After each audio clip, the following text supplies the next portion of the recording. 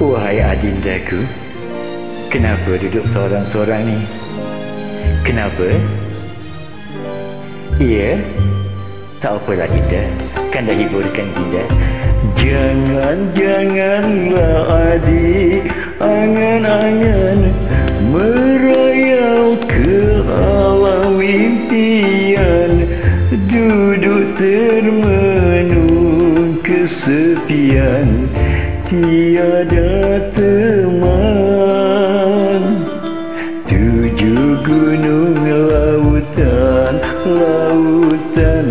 sembilan lautan ala intan, umpanku tabur dah makan, ikan dah makan.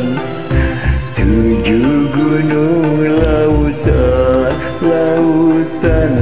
sembilan lautan ala intan, umpanku tabur dah makan, ikan dah makan. Kan dah sanggup sampai ke Semarang, Dinda?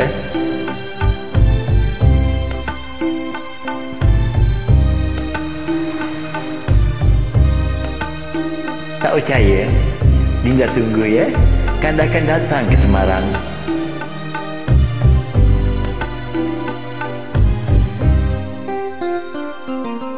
Bagai-bagailah mana indah syurga, bertaman bunga aneka rupa.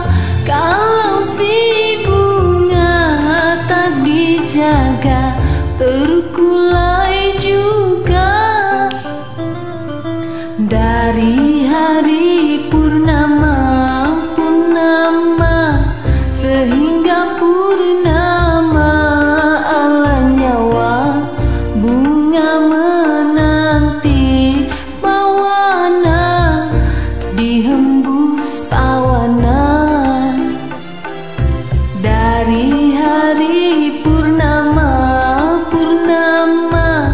sehingga purnama, ala nyawa bunga menanti bawana, dihembus pawana.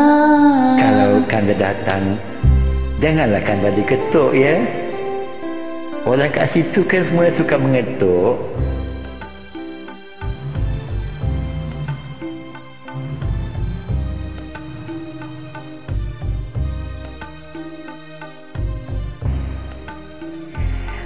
Tak usahlah Dinda bohong. Potong kuku di Pasir Pelangi, limau merkah hijau tangkainya. Wahai adindaku Puspawangi, tak marahkah kalau Kanda bertanya?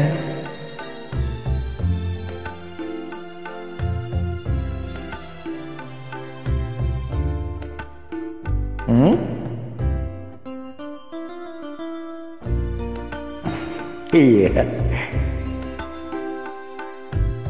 Burung Garuda di dalam sarang.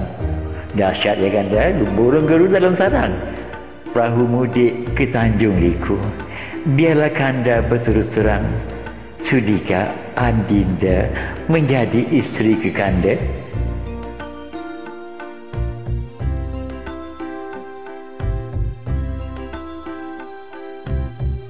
Iya ke? Sungguh ke? Adinda suka kan Kanda ke? Kanda lagi suka. Sehari tak jumpa Kanda rindu sangat pada adinda.